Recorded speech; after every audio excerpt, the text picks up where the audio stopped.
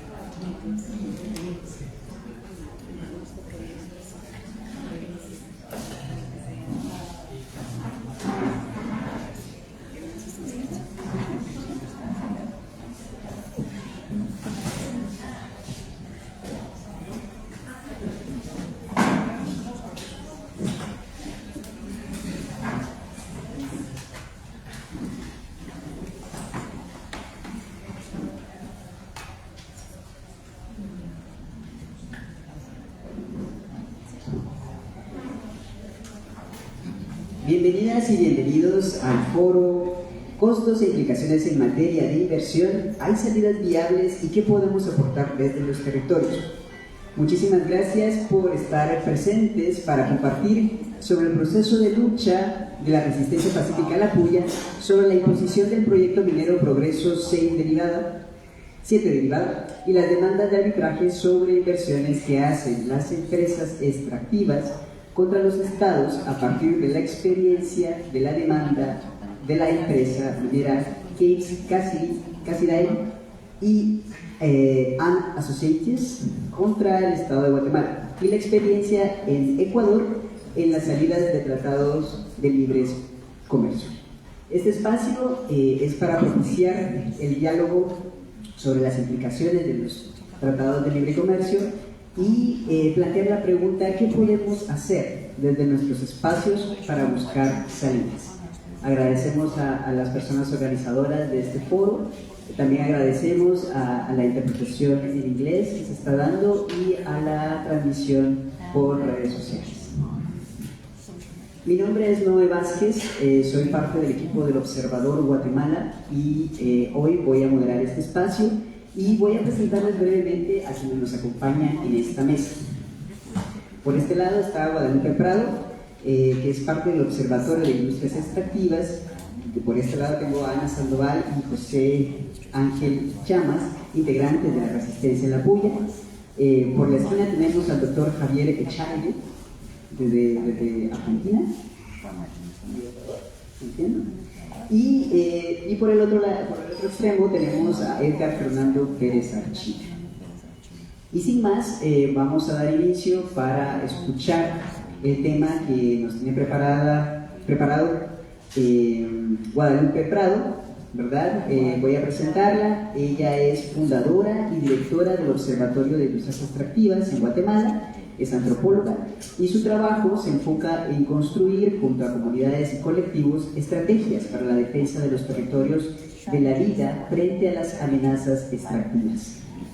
A través de la investigación participativa y de transparencia activa, trabaja para convertir información difícil de acceder en conocimiento público útil para la defensa del territorio, la construcción de alianzas, protección de derechos y de espacios para toma de decisiones más justas.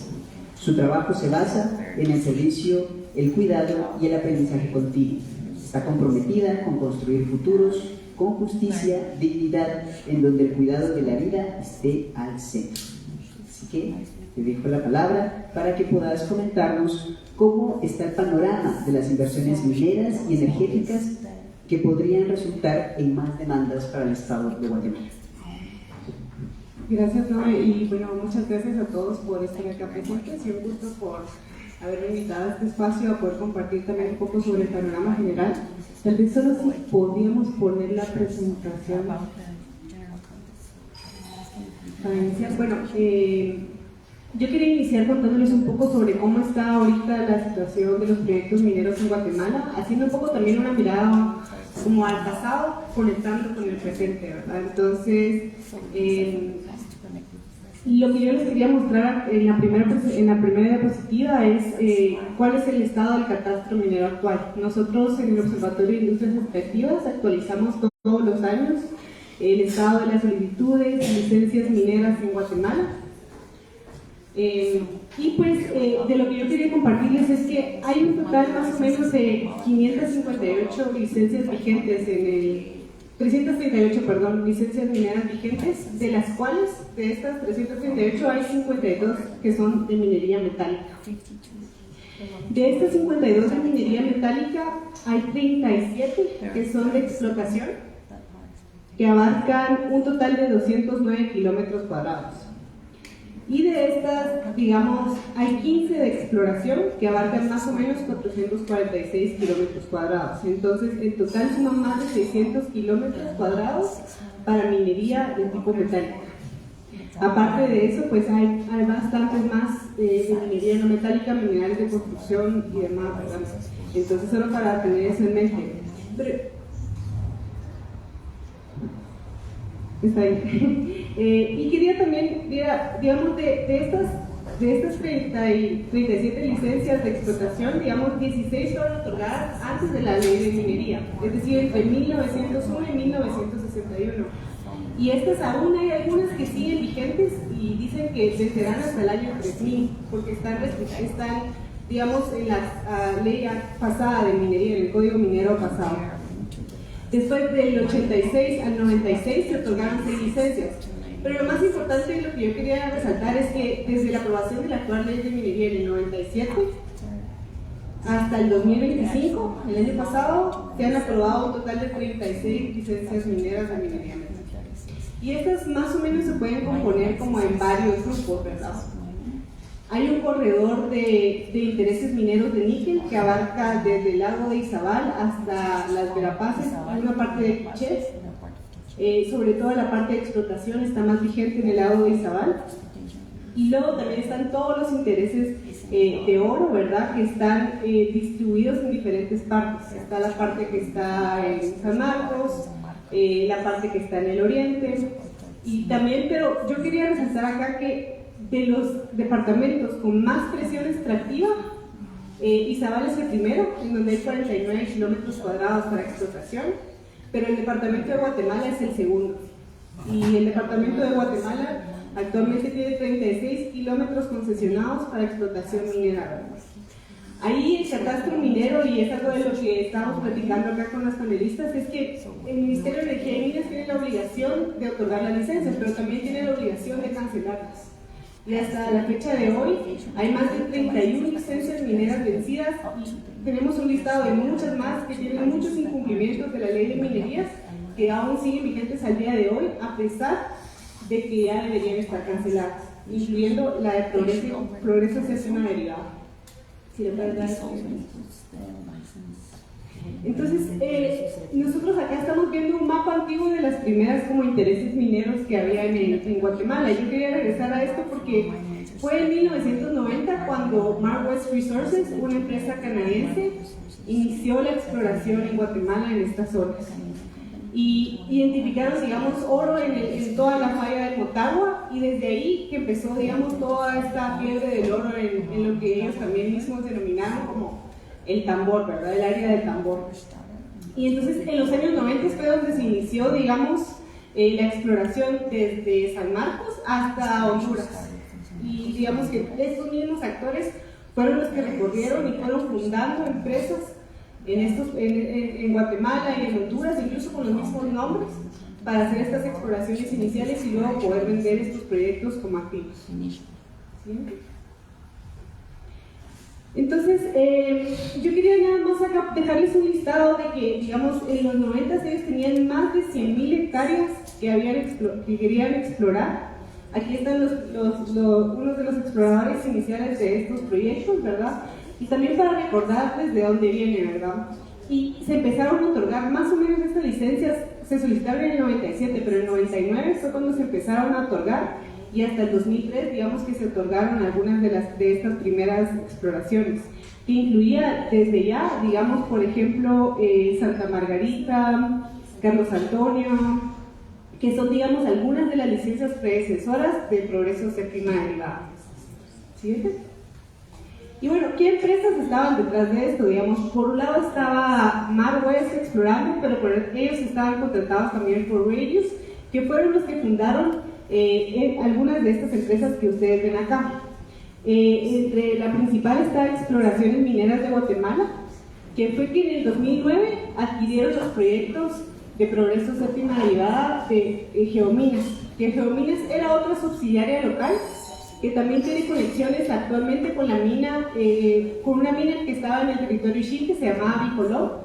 Y yo les quiero hacer como todas estas conexiones para que se den cuenta, digamos, de que no es un proyecto aislado, sino que es un entramado corporativo que se ha ido moviendo de comunidad, de geografía en geografía y que hasta el momento sigue vigente.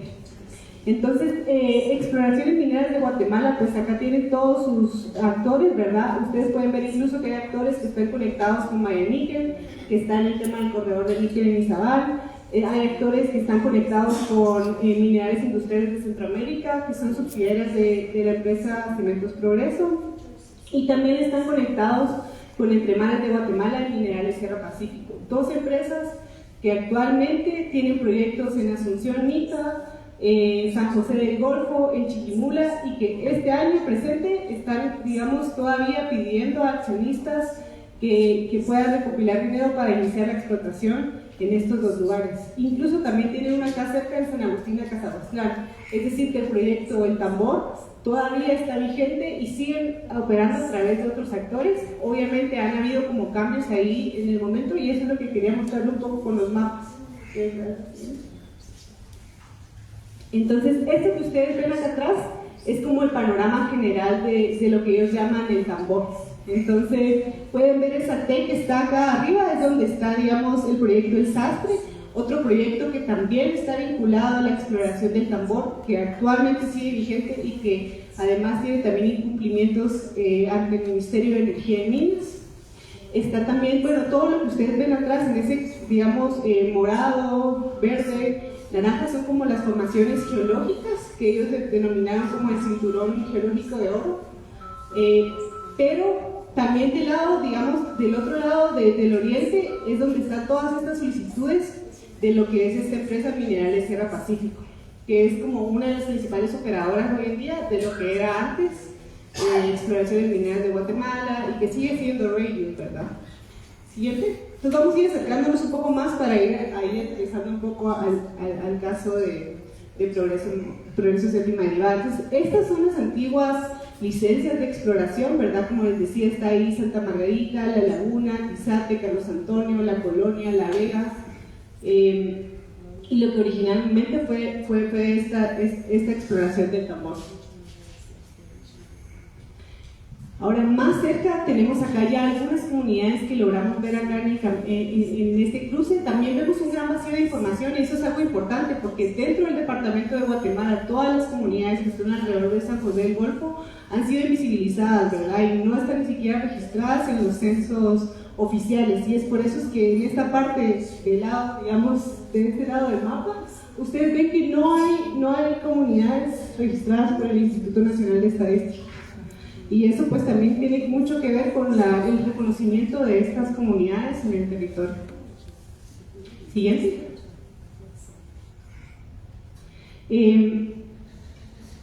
Entonces acá ya estamos viendo las licencias que están otorgadas actualmente, ¿verdad? Progreso Séptima Derivada está acá, Carlos Antonio está acá, La Laguna está acá y Santa Margarita está acá, que son proyectos de exploraciones mineras de Guatemala. Las que están de este lado son digamos que estas deberían haber vencido en el 2009, porque son licencias que fueron solicitadas, como les decía, a principios de los 90, pero que actualmente siguen vigentes en el Ministerio de Energía por un trámite que se llama vigente por derivado. ¿Y qué significa esto? Es como un legalismo en donde cuando tú tienes una licencia de exploración y quieres pasar a la parte de explotación, tú entras un nuevo expediente al ministerio y ellos te dan, digamos, te dicen que tu licencia no se va a vencer hasta que se apruebe o se niegue el trámite. Y este trámite, digamos, por derivada, es lo que ha mantenido a muchos proyectos por más de 10 años, incluso 20 años, dentro de, digamos, las gavetas del Ministerio de Energía y Minas, y que las empresas transnacionales han utilizado como activos, a pesar de que no lo son, porque son trámites administrativos en esto. Entonces, muchos de estos proyectos siguen vigentes así, e incluso estas licencias de explotación y exploración alrededor del proyecto de Progreso Séptima derivada. Siguiente. Y bueno, ya para ir cerrando, yo quería darle a la otra. Disculpa, gracias. Quería darles ahí un poco cómo está ahorita el escenario, ¿verdad? Entonces, las que están en morado, todas estas son de exploraciones mineras de Guatemala, y como este es el panorama que está actualmente, y las que están en gris son de Cementos Progreso. Entonces, si se dan cuenta, digamos que donde está el proyecto de la resistencia a la puya, está todavía, digamos, algunas licencias que deberían cancelarse, que digamos que esperamos que estos resultados puedan presionar un poco más para que el Ministerio de Energía y Minas accione contra, digamos, estas solicitudes y estos expedientes que están ahí, que siguen siendo utilizados a favor de estas empresas, y que además también se vea un poco el panorama general, que es que estos proyectos no son proyectos aislados, que actualmente en Asunción Mita, en San Agustín de Cazahuastlán, en San José Lará, en Chiquimula, estas empresas siguen replicando estos mismos patrones, y por los cuales deberíamos estar todavía bastante alertas y observándolos, porque son los mismos actores que hicieron esto en la puya y que siguen haciéndolo en otros lados, ¿verdad? Entonces, yo tal vez dejaría ahí mi presentación para que ustedes puedan continuar. Gracias. Muchísimas gracias, Guadalupe.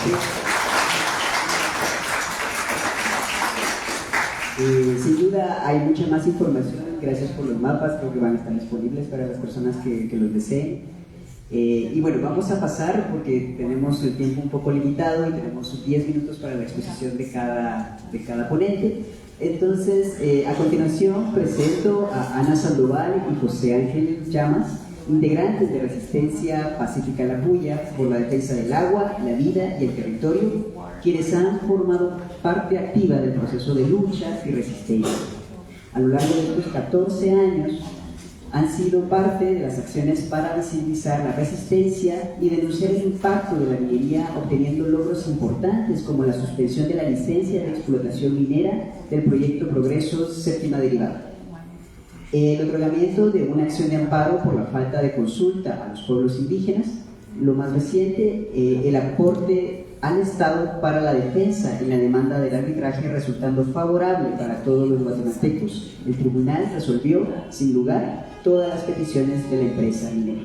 Así que les dejo la palabra porque ellos nos van a compartir experiencias de cómo fue la participación en el apoyo al Estado para defender para defenderse en la demanda del arbitraje de la empresa Caves, Cassidy and Association, resaltando elementos importantes que el Estado utilizó en su defensa.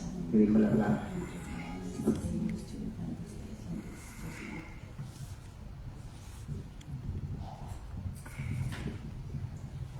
Bien, buenas tardes.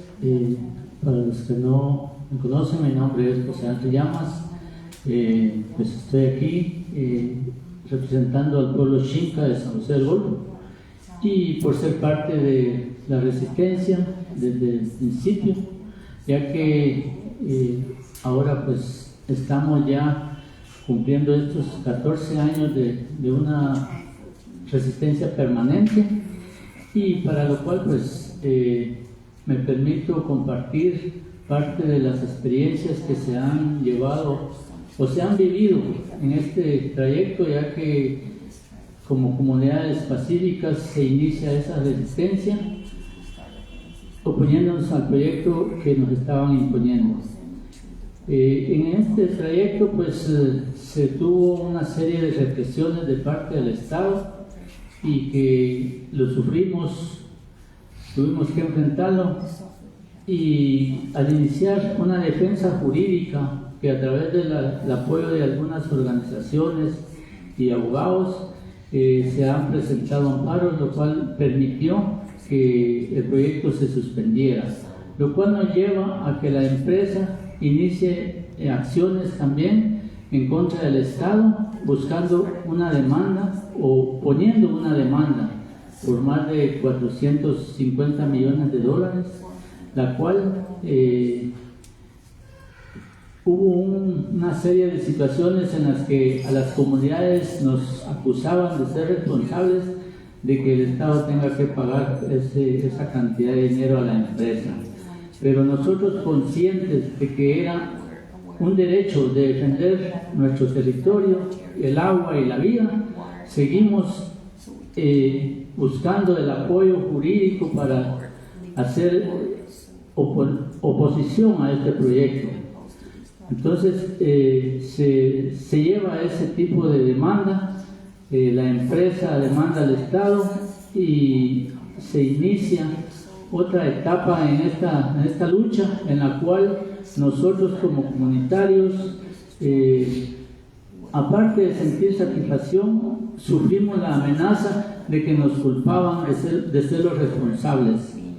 Pero estábamos seguros que nosotros estábamos en lo correcto, y después de que el Estado, conjuntamente con la empresa, llevó una serie de represiones a nuestras comunidades y a nuestra resistencia, también se vio obligada, al ver la demanda económica que se venía, de buscar nuestro acompañamiento, lo cual realmente para las comunidades fue muy difícil tomar la decisión de participar en la defensa del país en esta situación, ya que el mismo Estado que había reprimido hoy buscaba el acompañamiento de nosotros como resistencia. Se tomó la decisión después de una serie de inconvenientes entre nosotros, porque realmente no es fácil apoyar a un enemigo, porque así sería convertido esta situación, como guatemaltecos contra guatemaltecos, que es el gobierno, pero se dio porque nosotros como ciudadanos veíamos de que si esa demanda la perdía el Estado de Guatemala, con todos nuestros impuestos iba a tener que cubrirse. Entonces por eso se decidió aportar todas las pruebas de atropello que había originado la empresa, y así fue como compañeros de la misma resistencia fueron a ser testigos, a dar su testimonio de las atrocidades que se vivieron. Y gracias a eso consideramos que fue una decisión muy buena, porque hoy tenemos la satisfacción que el país de Guatemala ha ganado esa demanda. O sea, ya no va a tener que pagar esa petición de la empresa, que injustamente se da a través de los tribunales internacionales que desarrollan esos procesos.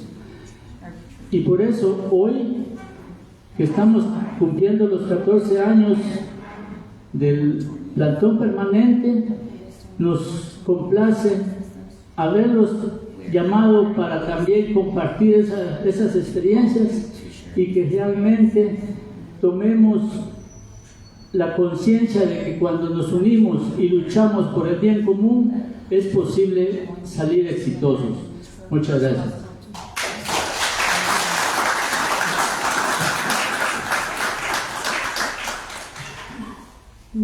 Yo me voy a concentrar un poco más en lo que fue el proceso de la demanda, los argumentos que el Estado utilizó en su defensa.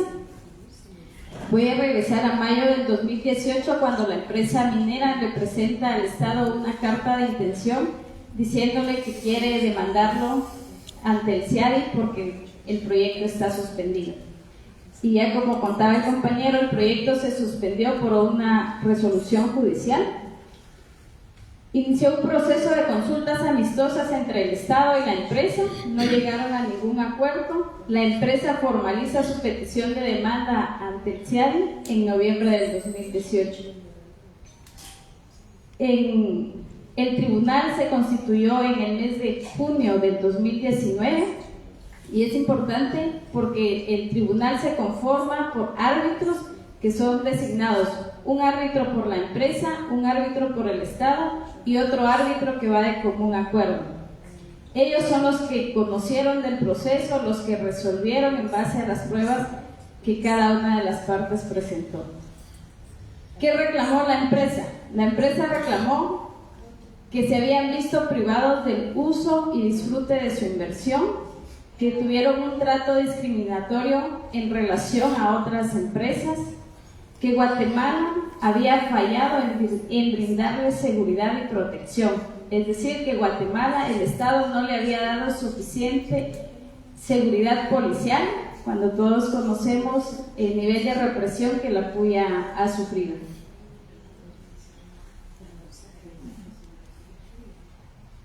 Para que la resistencia llegara a un proceso con el Estado para poder aportar pruebas, primero solicitamos al tribunal ser parte dentro del proceso. Se nos negó esa petición aduciendo que no tenemos una personería jurídica. Y ciertamente somos un proceso de resistencia legítimo que consideramos que no necesitamos tener un documento legal que nos ampare. El Estado nos busca y nos dice, nos interesa que en nuestra defensa se vea reflejado todo lo que ustedes han vivido. Y es ahí donde inicia un proceso de acercamiento con las instituciones en el que les brindamos información, documentos. Ya el Estado ya tenía información porque muchos de los estudios que habíamos hecho ya se les habían entregado, la información también es pública. Entonces el Estado ya tenía todo un andamiaje dentro de su defensa, sin embargo necesitaban llevar la voz de la resistencia. Y es ahí donde entran los testimonios. Se brindaron 3 testimonios de compañeros, incluso 2 presentaron su declaración en la audiencia cuando se conoció el fondo del asunto. Y aquí quiero compartirles algunos de los argumentos que el Estado utilizó dentro de su defensa. Hay un reconocimiento expreso de parte del Estado hacia la resistencia, como una resistencia no violenta, una resistencia que desde su inicio denunció la contaminación, que desde su inicio denunció el mal actuar de la empresa. Hay un reconocimiento también expreso de la violación al derecho de consulta. Y también es importante decir que es por el derecho a la consulta que se derivaron muchos otros casos, dentro de ellos el proceso de arbitraje. Se dio la incorporación de las declaraciones testimoniales de los compañeros y otras declaraciones de otras personas de acá de Guatemala. El Estado realizó un estudio económico sobre el costo real del proyecto, porque la empresa en su demanda hizo un estudio para decir, este proyecto cuesta tanto. Inicialmente la carta de intención era por $350 millones y cada memorial iba aumentando ese costo porque también tenían una tasa de interés para ir incrementando lo que ellos estaban perdiendo. El Estado, dentro de sus argumentos, presenta este estudio que realizó, pero también hace referencia a que la empresa adquirió el proyecto sabiendo que era un proyecto que ya tenía problemas. La empresa adquirió el proyecto de Radius Gold, otra empresa minera canadiense, que vendió su proyecto y en su comunicado dijo que era parte de su política de deshacerse de proyectos conflictivos. Esto fue en 2012. Es decir, la empresa siempre supo que ya había un tema de rechazo a la minería. También se habla de la conflictividad social que provocó la empresa y las estrategias utilizadas. Dentro de los memoriales se puede leer cómo el Estado describe acciones de la empresa, y también hay que recordar que es una empresa que trató de impulsar el proyecto con exmilitares. se puede leer, ahí habla también sobre tácticas militares como vigilancia, seguimiento y otras. El Estado hace una contrademanda a la empresa minera y esto se basó en los estudios que hizo. Hay un estudio específico que realizó para ver el daño ambiental, el impacto que la empresa ya había provocado en los 2 años que operó. Y en base a eso el Estado dice, bueno, nosotros vamos a contrademandar dentro del mismo proceso de arbitraje. Otros elementos importantes, la demanda también hace referencia al proyecto Santa Margarita. Y aquí hay 2 elementos importantes que se destacan. Uno es que la empresa no pudo obtener la licencia de explotación, aduciendo que no pudo realizar el estudio de impacto ambiental debido a la resistencia que no le permitía ingresar al área de su proyecto, cuando el proyecto está situado en otra zona donde no está el plantón de la resistencia. Eso nos hace ver la importancia de estar organizados, porque aunque no les estábamos manifestando por el proyecto Santa Margarita, sí la manifestación y la resistencia hacia el proyecto Progreso 7 derivada ha tenido un impacto más allá de solo este proyecto. Y también quiero puntualizar en otro elemento, también relacionado al proyecto Santa Margarita. La empresa minera Exmingua solicitó al Ministerio de Energía y Minas que quitara como requisito la realización de la consulta. Es decir, las empresas están buscando que ya no sea un requisito el hecho de realizar consultas. Guatemala no ha hecho las consultas voluntariamente, las consultas se han hecho porque las comunidades se han organizado, porque las comunidades han buscado los medios para realizarlas y para hacer valer ese derecho. El Estado nunca nos ha venido y nos ha dicho: este proyecto está en su región y queremos consultarlas, en ningún momento. Pese a que hay derechos, hay normativa como el convenio 169 de la OIT para pueblos indígenas, aún así no se ha respetado. Y pues bueno, el hecho de estar hoy acá es también celebrar los 14 años de resistencia, pero también el hecho de que el Estado no perdió la demanda. Y el comunicado que sacó la Procuraduría General de la Nación dice que el tribunal rechazó completamente el reclamo de los inversores.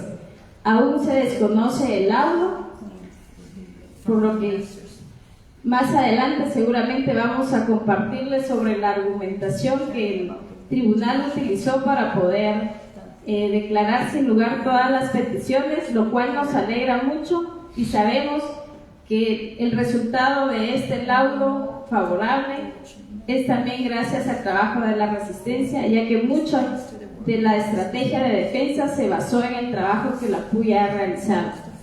Y para concluir, quiero citar un párrafo del memorial de contestación de la demanda, que es del 7 de diciembre del 2020. El Estado, cuando inició el proceso, presentó objeciones. Dentro de las objeciones, presentó una por tema de jurisdicción. Y el Estado hizo valer esa petición a lo largo del proceso.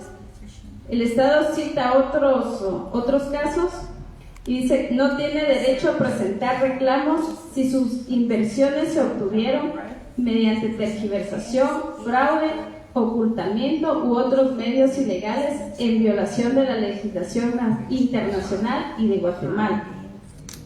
Más adelante dice: la conducta corrupta e ilegal de los inversores, haciendo referencia a la empresa minera.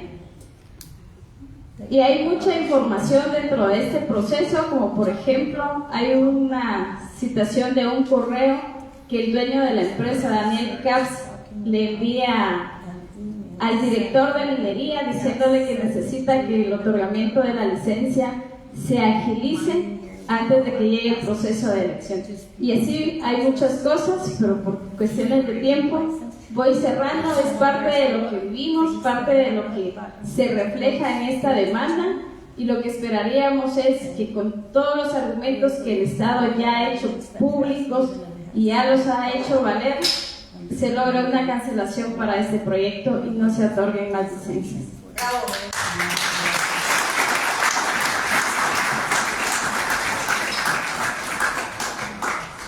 Definitivamente ustedes han sentado un precedente histórico, ¿verdad? Que esperemos que sea realmente cancelada y que pueda utilizarse los mismos argumentos para otros montones de casos que hay en el país. Bueno, a continuación vamos a darle los 10 minutos, o es más tiempo, ¿verdad? Sí. Vamos a darle un poquito más de tiempo al doctor Javier Echaide, que él es doctor en Derecho por la Universidad de Buenos Aires y abogado especializado en Derecho Internacional de las Inversiones y Derecho Internacional Comercial, investigador adjunto del Consejo Nacional de Investigaciones Científicas y Técnicas, y también es investigador del Instituto de Investigaciones Jurídicas y Sociales AGIOIJA. Su tema principal de investigación es el relacionamiento del derecho internacional, del comercio y de inversiones con los derechos humanos, especialmente en lo relativo al derecho humano al agua potable y el saneamiento. De 2013 a 2014 fue vicepresidente de la Comisión de Auditoría Integral Ciudadana de los Tratados de Inversión y del Sistema de Arbitraje de la República de Ecuador. El trabajo de CAITSA, así se llama esta comisión, resultó que en el Ecuador terminó 16 tratados bilaterales de inversión en 2017.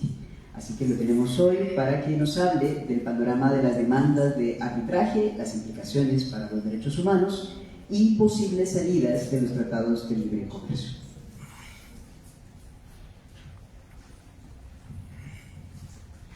Bueno, muchísimas gracias por la presentación y muchísimas gracias a todas y todos por estar y por la invitación. Mi primera vez en Guatemala, me siento muy honrado por la invitación que me han dado ustedes, y la idea de esto es transmitirle un poco la experiencia que hemos vivido en Ecuador, con la conformación de esta comisión independiente por parte del gobierno ecuatoriano. Ya hace más de 10 años que se hizo esa comisión, trabajó durante 2 años y mis pares me honraron con la vicepresidencia en esa comisión. Aún siendo extranjero, de hecho, la comisión independiente estaba conformada en su mayoría por extranjeros y por personas provenientes de distintos ámbitos, pero por fuera del gobierno. Eso garantizaba la independencia de esa comisión. La idea, si se puede cambiar las diapositivas.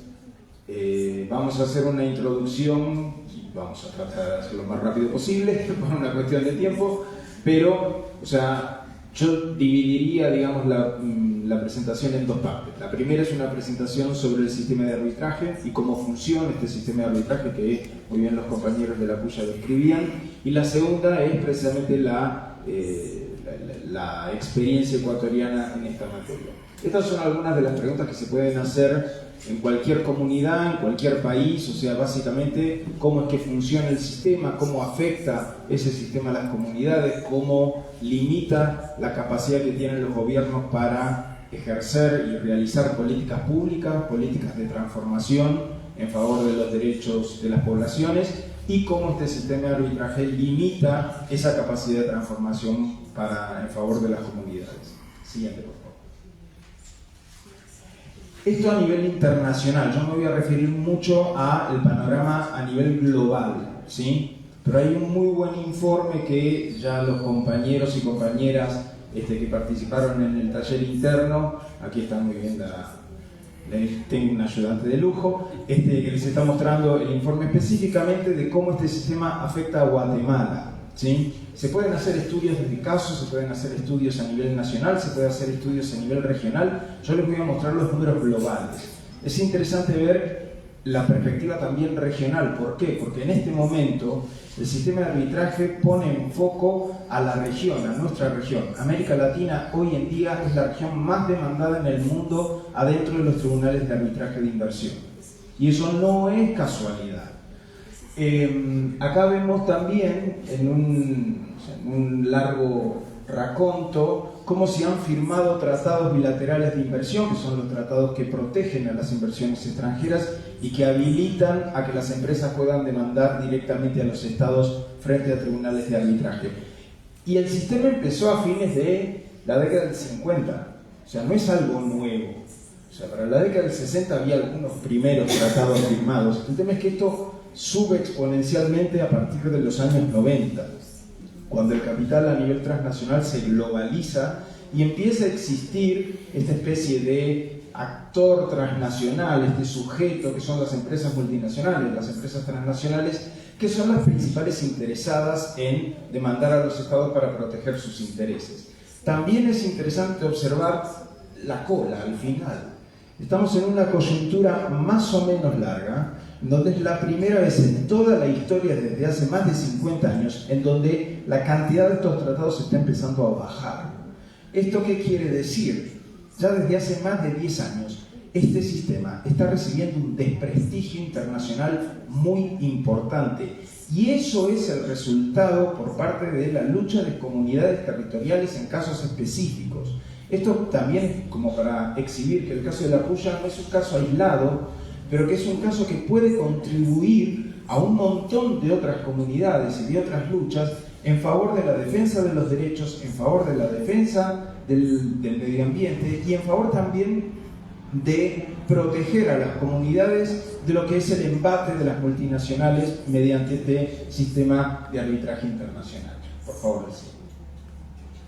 Hay distintos foros de arbitraje a nivel internacional. Acá les estoy poniendo solamente algunos, pero en cantidad de demandas, el último, que es el CIADI, es el más utilizado por lejos, como pueden ver, por parte de las empresas transnacionales. Es un centro de arbitraje que pertenece al Banco Mundial.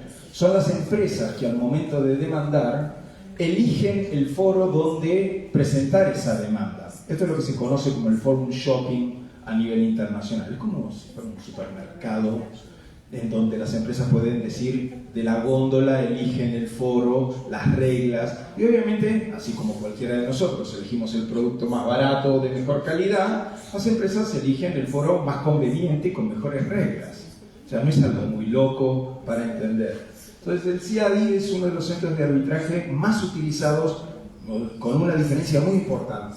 Siguiente, por favor. Acá vemos a nivel internacional, ¿sí?, de todas las demandas en el mundo, cómo se dividen por sectores adentro del CIADI en la cantidad de demandas. El 50% de las demandas hoy tiene que ver con recursos naturales. O sea, la mitad de las demandas en el CIADI tiene que ver con cuestiones que hacen a recursos de bienes comunes. Y un cuarto de esas demandas a nivel global tiene que ver específicamente con el sector de petróleo, gas y minería, que el CIADI lo mide, digamos, como un sector en sí mismo.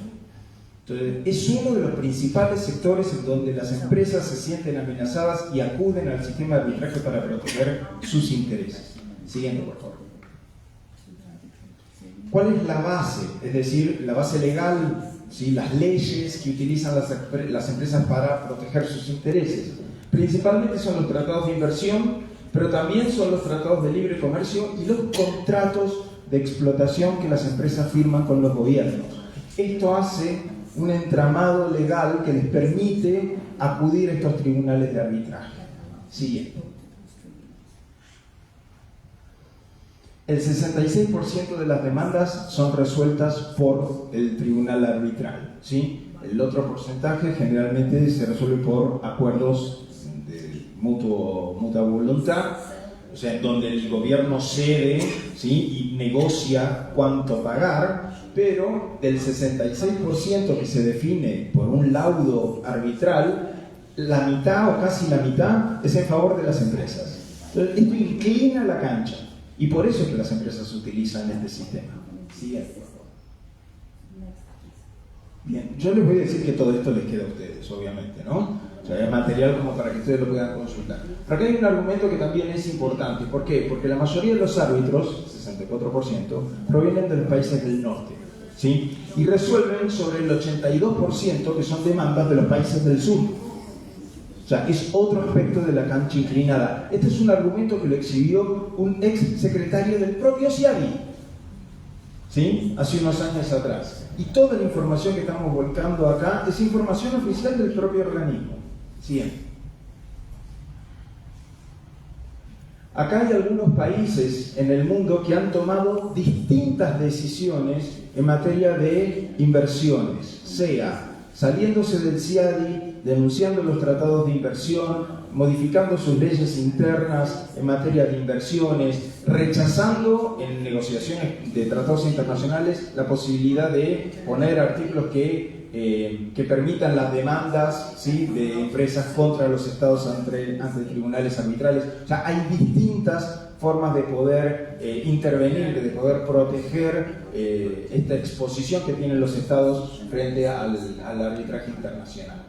En varios países de la región, ¿sí?, por ejemplo, Venezuela, Ecuador y Bolivia se salieron del CIADI. Brasil nunca ingresó al CIADI.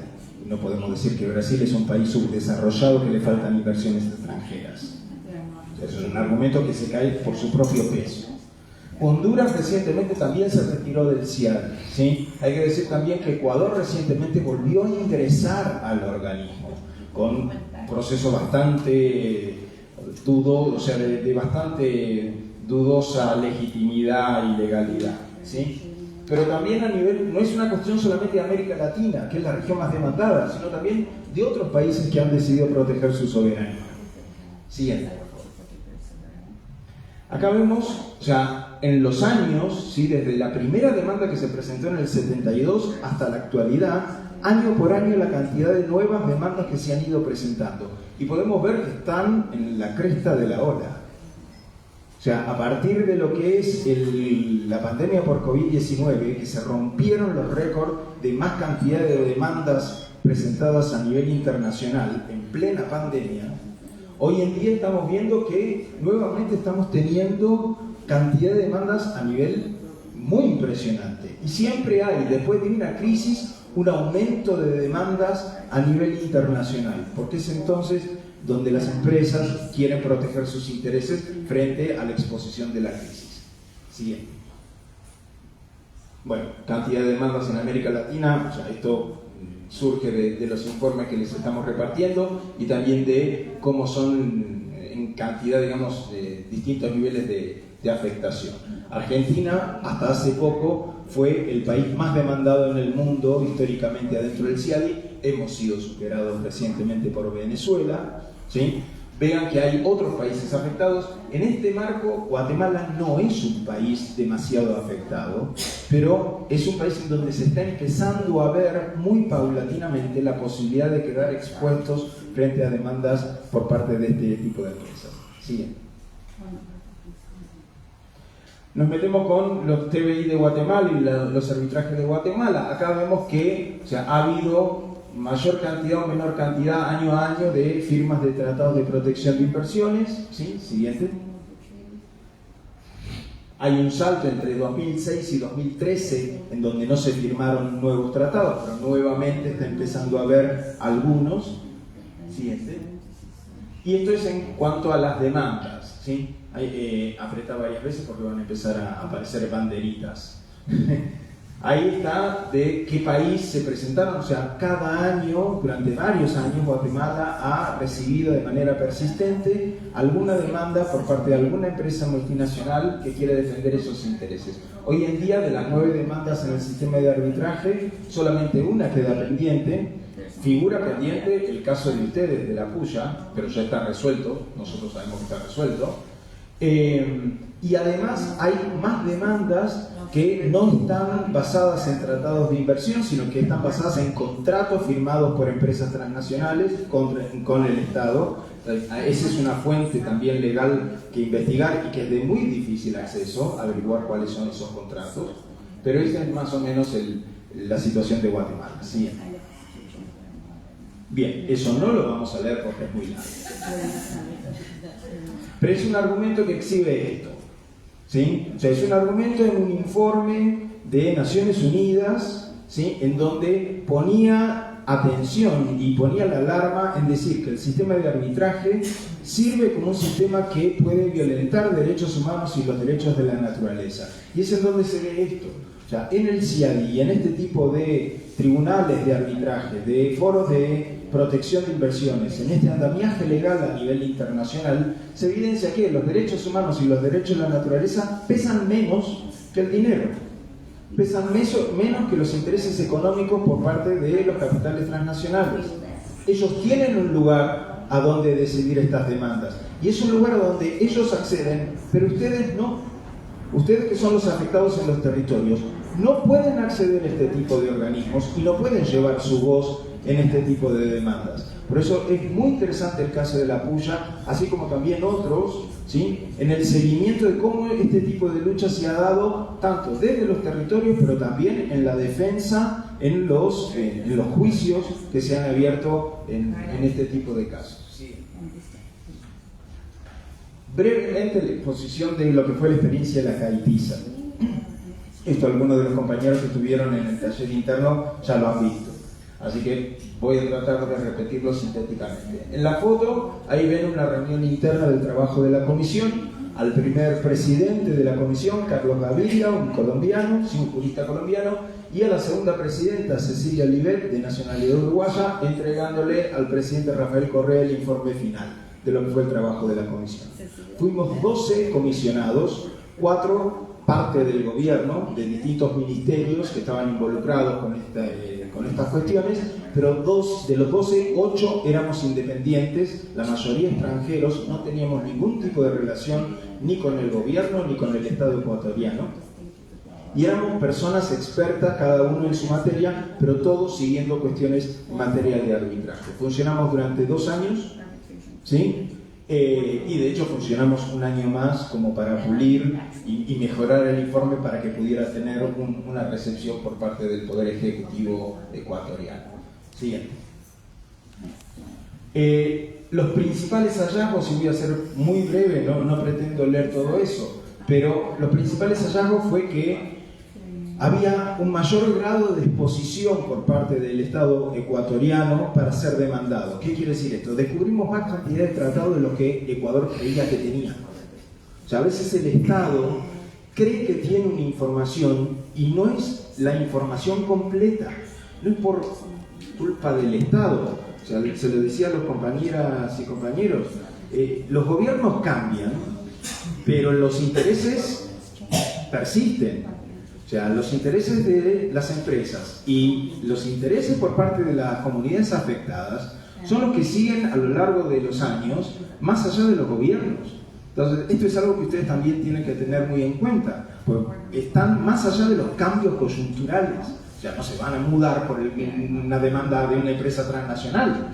O sea, ustedes no se van a ir a otra casa, no se van a mudar de territorio, no se van a mudar de comunidad. O sea, van a quedarse ahí defendiendo su tierra, porque es su derecho. Bueno, las empresas también piensan lo mismo. O sea, esto es así. Entonces, ese grado de exposición que era mayor, ¿sí?, necesitaba tener distintos resortes de seguridad para que el Estado pudiera defenderse mejor. Y eso era advertirle al Estado ecuatoriano de cuáles podían ser los peligros, cuáles las amenazas y cuáles los posibles argumentos para su defensa. En ese sentido fue que la recomendación de la comisión, que no era vinculante para el Estado, porque nosotros habíamos sido seleccionados por el gobierno, pero el gobierno había sido seleccionado por la voluntad del pueblo soberano de Ecuador. Pero nosotros no teníamos nada que obligar a nadie. Nosotros sugeríamos y recomendábamos, y así lo hicimos por escrito, retirarse de todos los tratados de protección de inversiones que todavía estaban vigentes para el Estado ecuatoriano. Hay que decir que al Estado le costó un poco tomar la decisión, ¿sí?, pero finalmente aceptó las recomendaciones y terminó denunciando la totalidad de los acuerdos. Ya se había salido del CIADI previo a la conformación de la caitiza, de la comisión independiente, pero terminó de cerrar ese ciclo, esa decisión política, luego de la realización de la auditoría. Siguiente.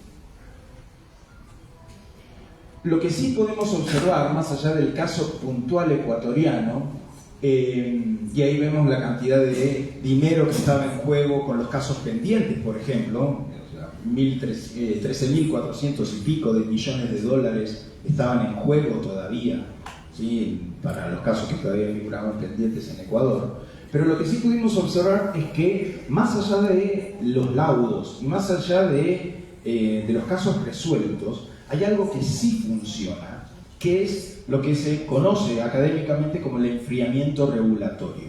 Es una especie de autoinhibición del Estado de no aplicar políticas públicas o no defender derechos de las comunidades por miedo a ser demandados. Y esto es algo que funciona más eficientemente que el presentar demandas. Entonces, esto también es un mecanismo que está dentro del entramado del arbitraje internacional en materia de inversión. La amenaza o la presentación de una demanda muchas veces afecta al Estado en proteger políticas públicas o derechos de la ciudadanía. Y ahí también hay una afectación de derechos por parte del pueblo. Entonces, este sistema funciona no solamente como un sistema de protección de las inversiones extranjeras, funciona como un sistema de chantaje a los gobiernos. O sea, hay que decirlo claramente.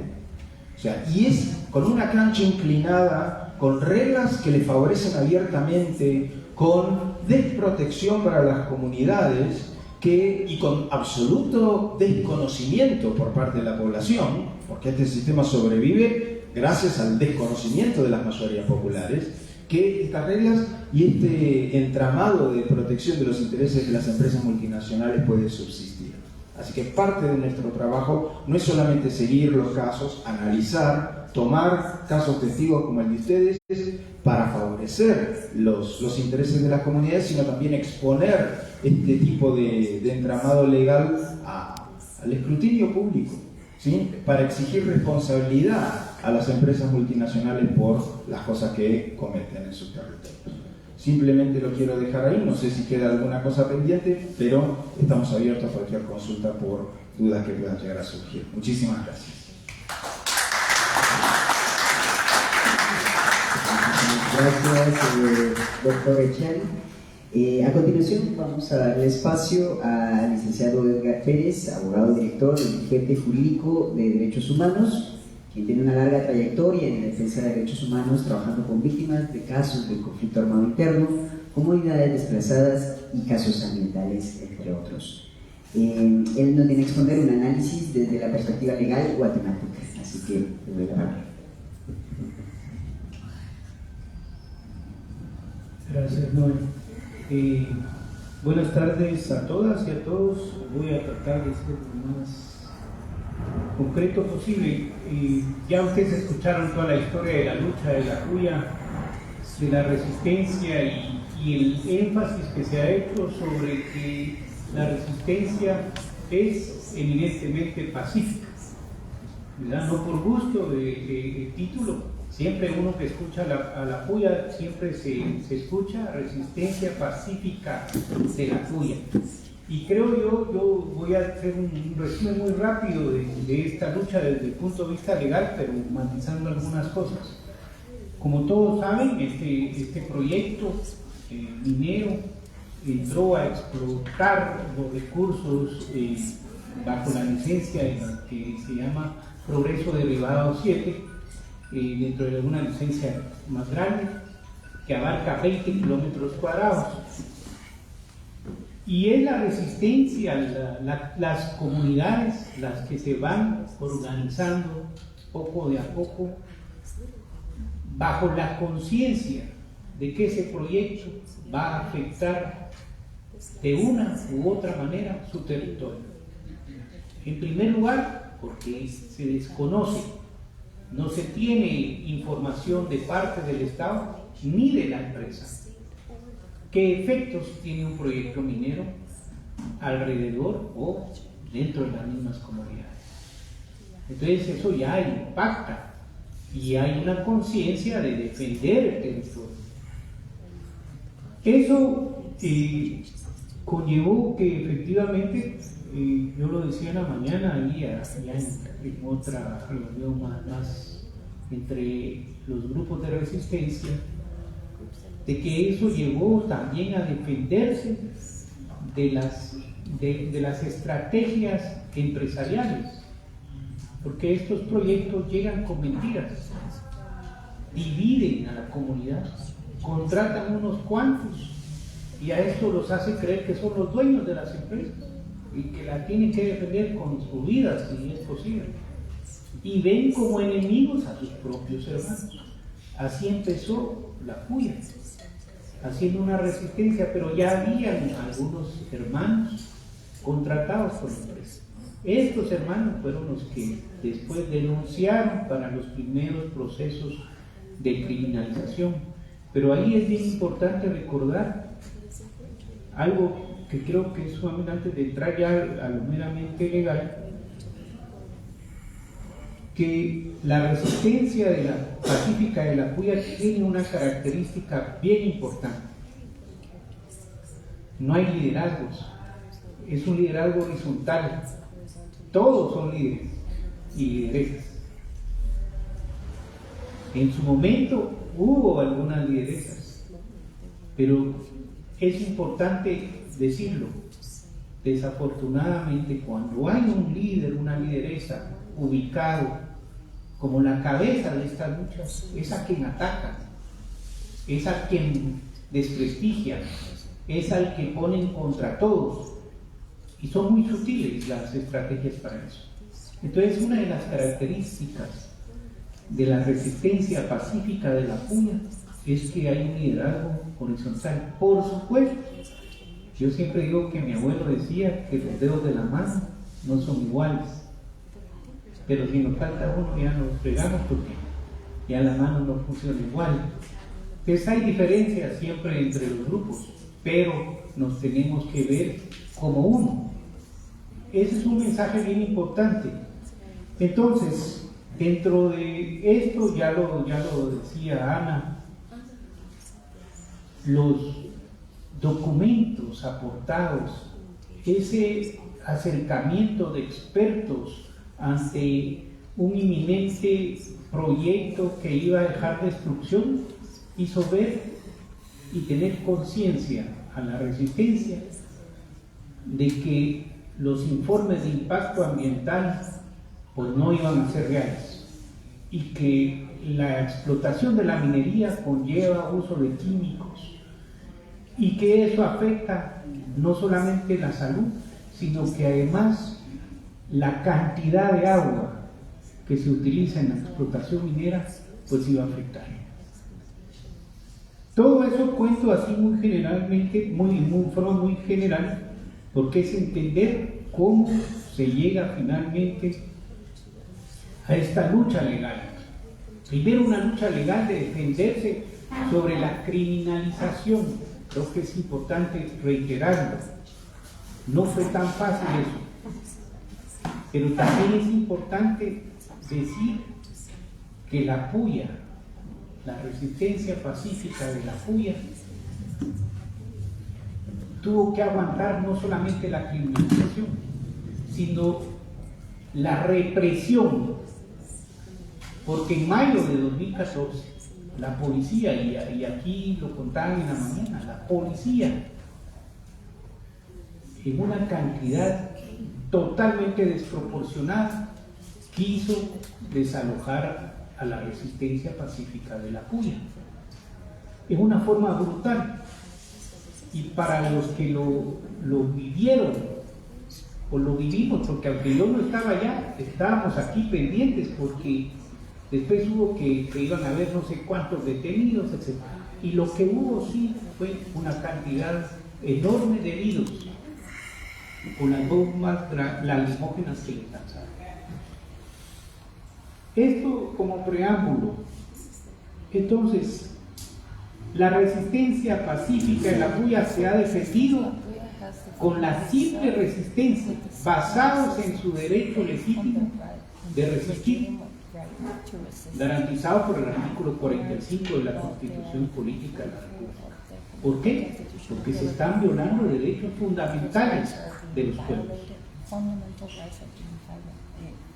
Pero es importante también decir que esto llevó a denunciar que la mina no estaba cumpliendo con la ley.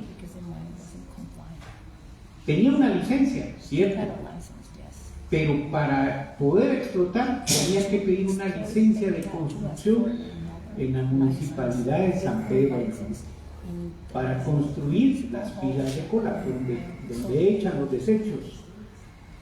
Eso no lo habían hecho y eso originó una suspensión previa. Todo eso ya algo estaba, pero la Puya no hizo nada ilegal. La Puya siguió el camino de la legalidad y eso conllevó también criminalización de los abogados que acompañaron esa acción. Entonces les estoy tratando de resumir, porque finalmente, con el apoyo también de otros colegas abogados y de otra organización ambiental, se planteó la acción constitucional de amparo. ¿Por qué? Basado en que el Estado de Guatemala no cumplió y vulneró los derechos fundamentales de los pueblos indígenas. Eso garantizado en el artículo 66 de la Constitución Política de la República, pero también en los artículos 2 y 6 del Convenio 169 de la OIT. Y fíjense que es bien importante decir esto, porque entre el artículo 66 y 70 la Constitución regula la protección de los pueblos indígenas en Guatemala.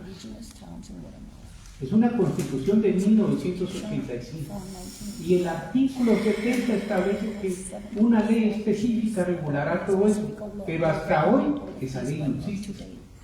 O sea, al Estado de Guatemala no le interesan los pueblos indígenas. Y yo lo decía en la mañana, somos un país multicultural, pluriétnico, plurilingüe. Y el Estado y la Constitución lo reconocen, pero no se cumple. Y entonces, basado en esas violaciones, es que se plantea esta acción constitucional de amparo y se ordena, se da con lugar y se ordena que se cumpla con ese derecho fundamental del consentimiento libre, previo e informado, que ya se había violado. ¿Por qué? Porque ya estaba en ejecución la explotación. Entonces, ¿qué previo? ¿Qué informado? Y libre menos con las coacciones y represiones divinas. Ante eso, es importante también recordar que todo este proceso conllevó a que finalmente sí, en junio del año 2020 se decretara esta sentencia y empezáramos ya unos años después, por la pandemia, etcétera, un par de años después, el proceso de consulta, en donde tuvimos que defendernos de aquellas formas sutiles que se utilizaban por parte del gobierno, de decir: si no lo hacemos rápido, todos ustedes van a ser responsables. Y de ahí también surgió, en un momento determinado, todo el tema del arbitraje. Y había una presión muy sutil también contra la resistencia pacífica de la Puya. Si no se hace la consulta, ustedes van a tener que pagar la condena que vamos a tener en la arbitraje. Y así les decían. Entonces a nosotros, imagínense lo que le toca al abogado aconsejar. No es tan fácil decir: mire, no tenga pena, usted no tiene que pagar. Porque en nuestro país el sistema de justicia está cooptado y aquí pueden resolver lo que les da la gana. Entonces, asesorar en esa línea concreta no es tan fácil. Pero logramos superar ese miedo y seguir enfrentando el proceso de consulta.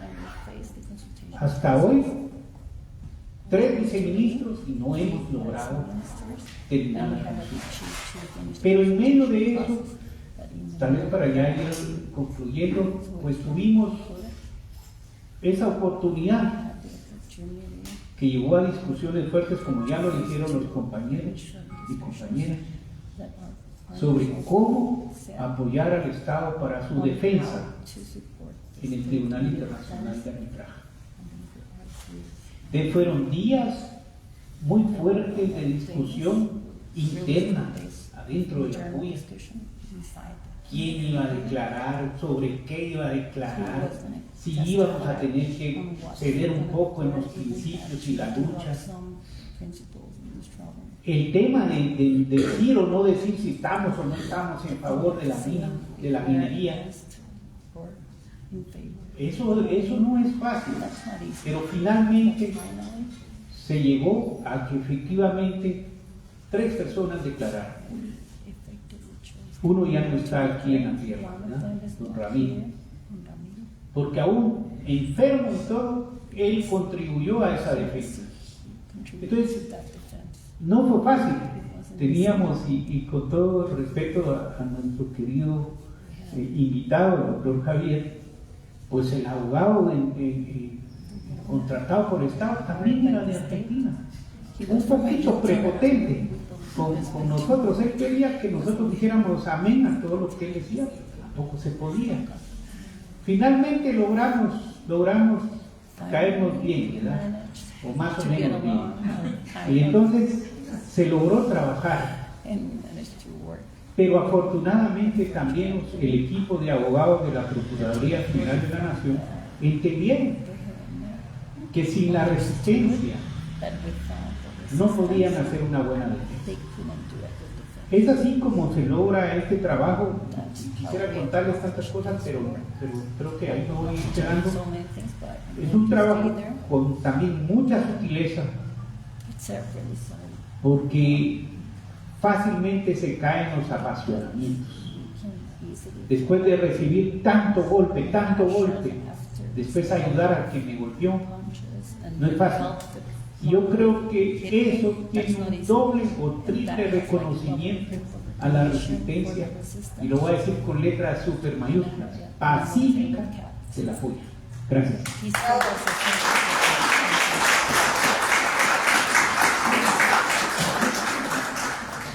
Muchísimas gracias, Edgar. Más que una gestión legal, también es fueron un montón de experiencias humanas y colectivas. Vamos a dar espacio a 3 preguntas por cuestiones de tiempo, ¿verdad? Por si alguien del público quisiera plantearle a los panelistas. Sí, buenas tardes, Carmen Reina, de Guatemala ya. Y este caso que ustedes acaban de plantear es emblemático. Creo que es la primera vez que sucede en Guatemala y no sé si en otras latitudes. Pero además, a 14 años, una resistencia que ha sido también ejemplar.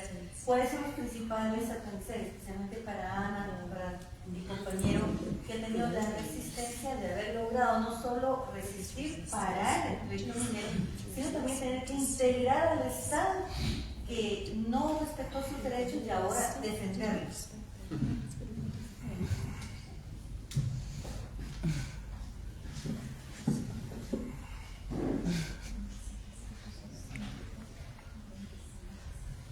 Bueno, realmente se ha repetido que es algo muy difícil de tomar las decisiones, pero que hoy nos hace sentirnos verdaderamente guatemaltecos al haber actuado de esa manera, porque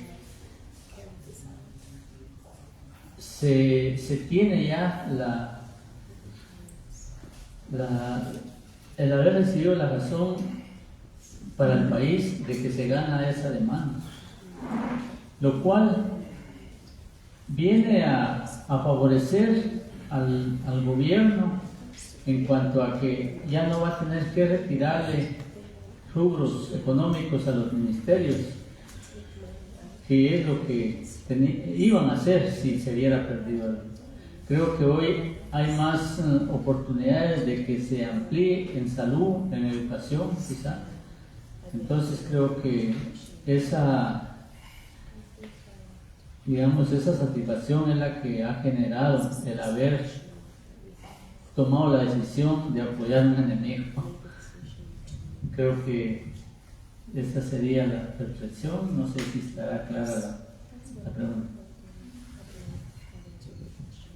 Yo creo que uno de los principales aprendizajes de este proceso por haber estado interactuando con el Estado y haber aportado a la defensa es el tema de la madurez. No fue fácil a lo interno de la resistencia tomar la decisión. Fueron, como decía el licenciado Edgar, un proceso de muchas reuniones, de muchos espacios internos nuestros para poder sentarnos con el Estado, con la PGN, con el Ministerio de Economía, con el abogado asesor, todo su equipo. Fue un proceso en el que también internamente hubo como una reapertura de heridas, porque hubo que contar otra vez la historia y eso al final termina siendo una revictimización. Eso creo que es algo importante decirlo. La voluntad también de las personas de abrir esas heridas, de exponerse contando sus vivencias, cómo habían sufrido, cómo fueron golpeadas por la policía, los que atravesaron los procesos judiciales, volver otra vez a esos momentos, creo que es algo que todavía está ahí, que está sanando. Y lo otro es la revalorización, cómo nos sentimos el hecho de que nuestra resistencia, nuestro proceso sigue teniendo un eco, y como lo decía, hay un reconocimiento expreso. Lamentablemente solo lo vemos en el proceso de arbitraje, en los otros procesos no lo vemos así. Entonces también ese aprendizaje, cómo ver al Estado, cómo queremos ver al Estado uno solo, uno mismo. Lamentablemente pareciera que cada institución es un Estado diferente, en cada lugar nos tratan diferentes, nos ven diferentes, y lamentablemente pues eso pesa también a estos procesos. Yo me quedaría en esto. Muchas gracias, Ana. Vamos a darle la palabra al compañero. Sí, yo creo que es muy importante recordar en qué gobierno se ocurre todo esto, quién autoriza, en qué gobierno se autorizan estas licencias. Por ejemplo, tanta insistencia en Santa Cruz Varillas, en Mixquisis, que aquí están los compañeros y compañeras, fue en el gobierno de Otto Pérez Molina. Lo del Estor Zabal, la minería que está en el Estor, en el gobierno de Yamatei. También lo de Monte Olivo, que también ahí llegaron antimotines y a la pura fuerza querían tomar ahí el río Icbolay. También fue en el gobierno de Otto Pérez Molina. Las hidroeléctricas Cochet y el ENACE que acuerdan encarcelarme, también fue en el gobierno de Otto Pérez Molina. Pero dice Lic Pérez que llegan los antimotines a San José del Golfo y agreden a la resistencia de la Puya, pero no se nos tiene que olvidar el gobierno, porque nuevamente van a entrar en contienda dentro de 1 año, 2 años, 4 años, 8, ahí se mantienen. Gracias. Gracias por el comentario. ¿Alguna otra pregunta que quieran plantearle a nuestros panelistas?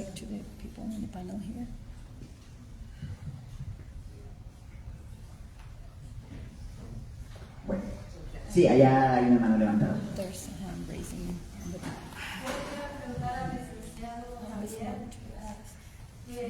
Si encontró en esa comisión de trabajo en Ecuador, encontraron resistencia en el gobierno y también las instituciones públicas, una resistencia que fuera muy difícil de romper. ¿Cómo fue ese proceso de trabajo? Sí, es interesante la pregunta. Quizás yo me hago un poco de lo que decía la compañera recién. Muchas veces se interpreta que el Estado es uno solo, que sí, el Estado es uno solo formalmente, pero hacia adentro del Estado las distintas agencias, los distintos ministerios, muchas veces se comportan de manera diferente. No hubo resistencias, ¿sí? Eso también hay que decirlo, pero no en todas las áreas por ahí había una colaboración de igual agrado con la comisión. En algunos lugares por ahí también se sentía algún tipo de recelo de, o sea, una sensación que la veo bastante natural también, de decir, wow, nos vienen a auditar nuestro trabajo. Que en realidad no era esa la intención de la comisión, sino explorar los mejores argumentos y las mejores herramientas para defender al Estado ecuatoriano. Pero todas las agencias acabaron colaborando con la comisión. No hubo una resistencia, porque también hubo una decisión política por parte del gobierno de impulsar el trabajo de la comisión, o sea, de abrirle las puertas. Pero esas puertas a veces no era solamente una puerta, por ahí había 2, 3, 4, 5, 7 puertas que abrir, entonces no había el mismo grado de facilidades o dificultades. Eso también implica, y con esto cierro, o sea, un compromiso por parte de quienes investigamos y trabajamos en el seguimiento de estos casos para acceder a la información y enfrentarse con lo que haya que enfrentarse. Eso tampoco es fácil de encontrar. Entonces es una colaboración de las comunidades, de las instituciones, de investigadores involucrados e involucradas, o sea, es una colaboración que ni siquiera va en un solo gobierno o en un solo país, o sea, también es una cuestión internacional, diría. Así que una forma también de entender cómo funcionó la experiencia de la caitiza en Ecuador, pero también que eso se puede replicar en Guatemala o en cualquier otro país, es sentirse que no están solos, básicamente. O sea, esa es la idea y ese es el mensaje. Hay experiencias que explorar, hay experiencias para aprovechar, porque ya hay un acumulado que hace que se exponga este sistema, pero que no es un acumulado que se hace en soledad, sino que se hace con la colaboración de todas y todos. Muchísimas gracias. Entonces, sí, la última pregunta.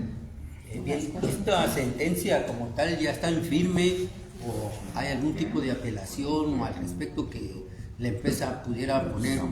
Y si en caso que haya algún tipo de resarcimiento económico, ¿ese dinero va al Estado o iría en parte también a la puya? Todavía no es una resolución definitiva, digamos. Todavía la empresa puede presentar un recurso para buscar la impugnación. Sin embargo, en los procesos de arbitraje sabemos que es muy difícil revertir un laudo. En este caso, el tribunal le ordena a la empresa que debe reintegrarle parte de las costas procesales, es decir, parte de lo que el Estado gastó en defenderse, la empresa tiene que devolver. No le devuelve todo, le devuelve parte, pero es únicamente de los gastos procesales. No contestaron mi pregunta.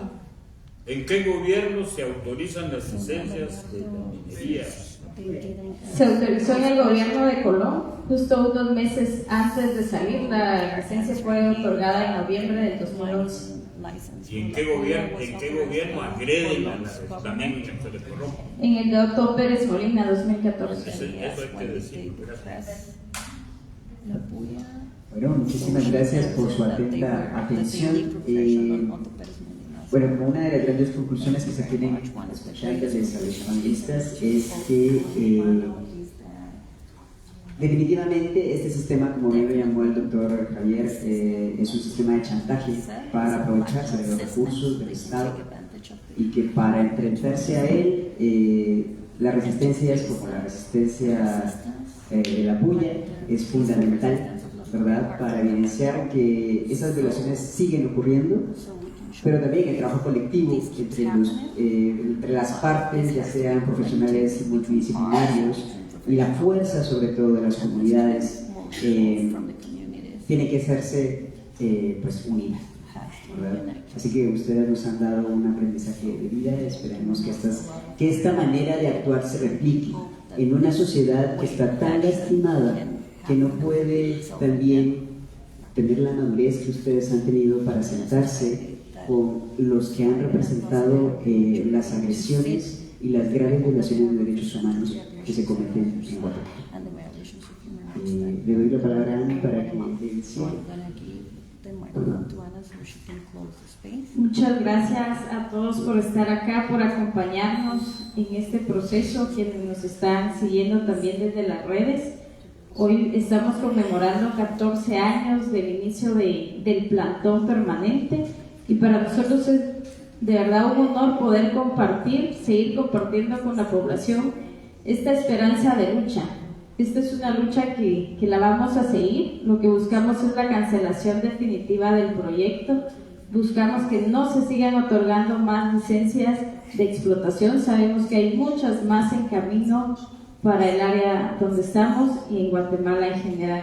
Sin embargo, no podemos abarcar mucho. Esto implica mucho tiempo, implica mucho trabajo y es parte de lo que aportamos también para un bienestar de nuestra sociedad. Agradecer también a quienes nos han apoyado para estar hoy acá, al doctor Javier por haber venido a hacer un viaje tan largo, a Guadalupe por compartirnos, siempre tenernos al tanto de cómo se está moviendo el tema de las licencias, al licenciado Edgar, que también es parte del equipo asesor de la resistencia en los diversos procesos legales, aquí al compañero que compartimos el espacio, pero también los demás compañeros y compañeras que están aquí, los que están en las comunidades, que son parte de este proceso, de este caminar lleno de aprendizajes. Cada día nos encontramos con algo nuevo, con algo diferente de lo que tenemos que ir también afrontando. Así que agradecerles y decirles, seguimos en la lucha, vamos a seguir trabajando en lo que nos toca todavía caminar. Invitarles también a que nos acompañen el 8 de marzo, este domingo estaremos en la Resistencia, también con otras actividades como parte de la conmemoración de este aniversario número 14. Y bueno, a lo largo de estos días seguiremos teniendo otros espacios para seguir hablando sobre este tema. Es importante seguir conversando qué implica el tema del arbitraje, qué implican estos procesos, los tratados de libre comercio para Guatemala, y ya hemos escuchado la experiencia de Ecuador. Ecuador vio que era viable, vio que no era rentable para ellos seguir en estos tratados. Creo que esto también es para Guatemala un proceso que hay que analizar, que hay que impulsar. Nos tocará también hacer ahí cabildeo en el Congreso para que nos sigan aprobando más tratados. Hoy estamos aquí hablando de una resolución que podríamos decir favorable, pero el año pasado hubo una resolución en la que condenaron al Estado por el caso de la hidroeléctrica en Huehuetenango. Hay otros procesos, como el caso de la demanda de Trexa, que todavía está ahí, que no se ha resuelto. Entonces hay muchos casos que deberíamos de estar hablando, deberíamos de estar conociendo, pero es parte de lo que nos toca, seguir conversando sobre esto e ir buscando estas salidas. Muchas gracias por estar aquí.